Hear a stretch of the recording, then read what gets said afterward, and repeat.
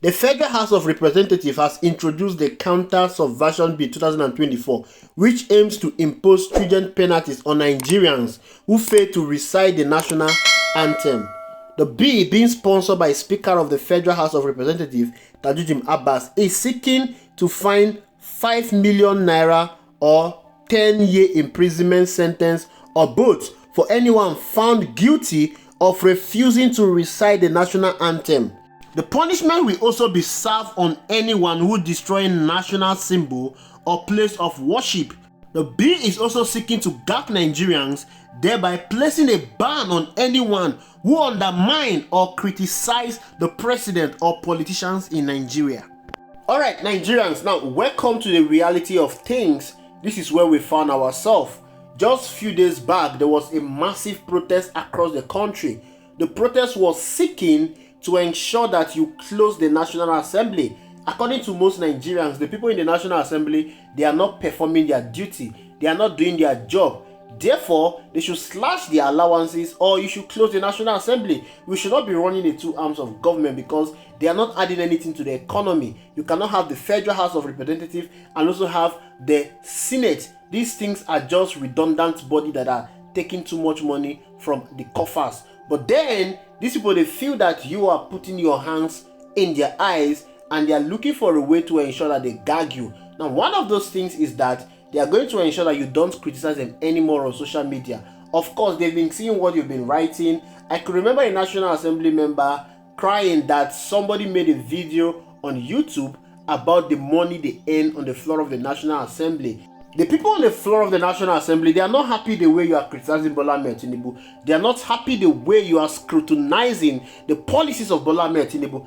Everything you've been saying against them, they are hearing it, they are seeing it. So they are going to pass a bill to criminalize your action on social media. In other words, they want to gag you. They don't want you to speak your mind. They don't want you to hold them to account. They don't want you to say anything when they are committing their rascality.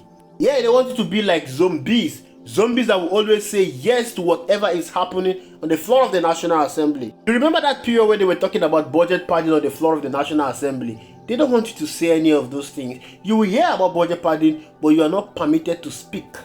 Most of you have been saying that the National Assembly is the worst National Assembly we've experienced in the history of this country. You are calling Godswill Akpabio the worst seated president in the history of this country. They don't want you to say that anymore. And again, they are forcing you to recite the national anthem. The new national anthem that Bola Ahmed Tinubu gave to them to pass into law. They say, if you don't recite the national anthem, you will pay 5 million naira. If 5 million naira is too much for you to pay, you will go to jail for 10 years. Or the judge can decide, you criticize us, you've called us the most corrupt institution in 2023. Of course, they know that they are the most corrupt institution. But you people, you made it known, you publicize it on the social media. The judge will say, for that reason, you are going to commit both. Meaning, you pay 5 million naira and you will still go to jail for 10 years. This is no joke. This is what the people you elected to go and represent you on the floor of the National Assembly, this is what they are thinking to do. They are not doing anything to better your life. They are not doing anything to stop the insecurity. They are not doing anything to stop the food inflation. They are not doing anything about unemployment. They are not doing anything about corruption. They are not doing anything about the oil theft that is stealing our national resources. No, it's not their concern. Their major concern is to stop you from speaking your mind. Their major concern is to stop you from criticizing them. Then I want to ask a very important question. Why exactly did you vote for those guys to go out there and represent you? These same people that you stood under the sun and rain to vote for, these people that some of you risk your life to vote for, to go and represent you, to make laws that will better your life, to be loyal to you, to defend you, they are no longer defending you. They are no longer loyal to you. They've never been loyal and defending you. They are now being loyal to the president. Or maybe you did not even know the reason why you voted them. The same way they don't even know the reason why they are there. I have never seen this level of ineffectiveness. These guys are so ineffective. But to make matter worse, these guys cut home on a monthly basis our nation huge resources that they are using to benefit their personal life. National Assembly members, they are calling your bluff. They are simply telling you, you can't do anything. You cannot change the fact that they are your representative. You cannot change the fact that they are there to better their own life and not your life. They are calling the protest you protested useless. They are saying that protest was ineffective. It's not going to change anything. We'll keep doing what we are doing and there is nothing you can do about it. The reason for all this is because we have been so negligent in our duty. We don't hold politicians accountable. We go to vote without questioning them. What did you do for the past vote we gave to you?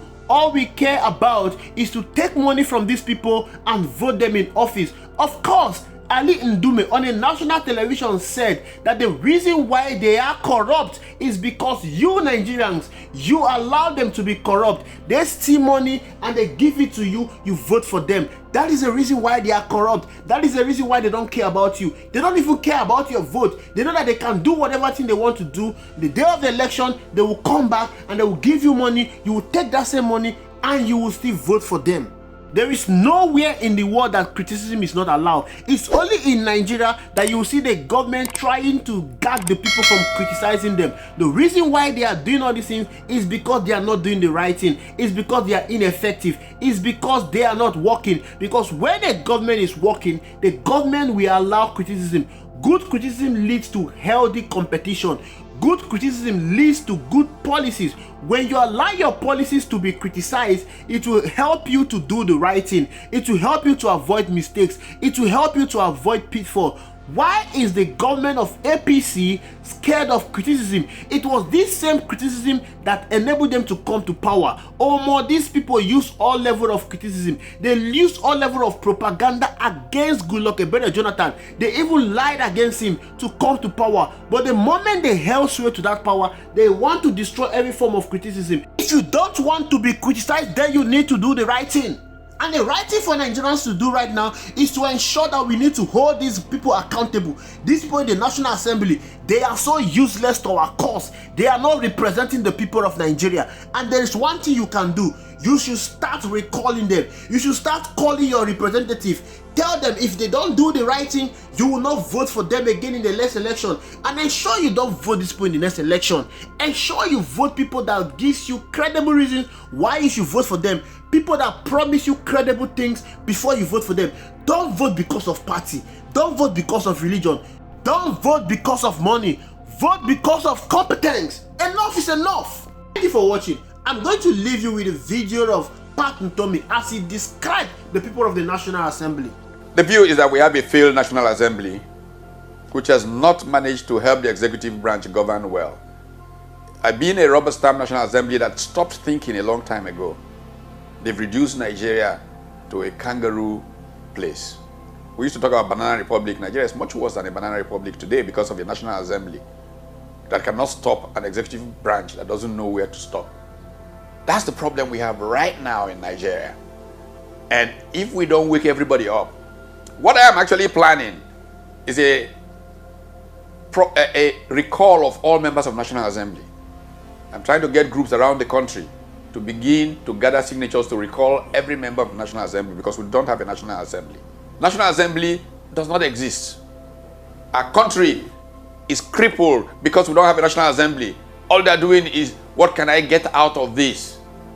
The National Assembly of the 1960s, operating from their rooms in Legico Flats and in Onikon in Lagos, earned very little, came in, kept their jobs as principals of high schools like Editorial High School, Onyeka Onwenu's father, and as farmers and as lawyers. And our country got good input in terms of lawmaking. Today, they're sitting there in Abuja, they do nothing, they stand up and grandstand on nonsense. I watch them and I'm so ashamed of myself. Watch C-SPAN and watch the debates in the US Senate. I tell people that if you serve in the banking subcommittee in the US Congress, You're as good as a professor of banking. By the time your legislative aides do quality research and pass to you, and you do your homework, study them, you stand up and you debate issues, and you add value to policy. This is what the policy scholar Aaron Wildavsky talks about when he talks about complex redundancy. The process goes through this redundant quality addition when it goes from this committee to that committee to the main House, the Congress and Senate, and comes out and it stands the test of time.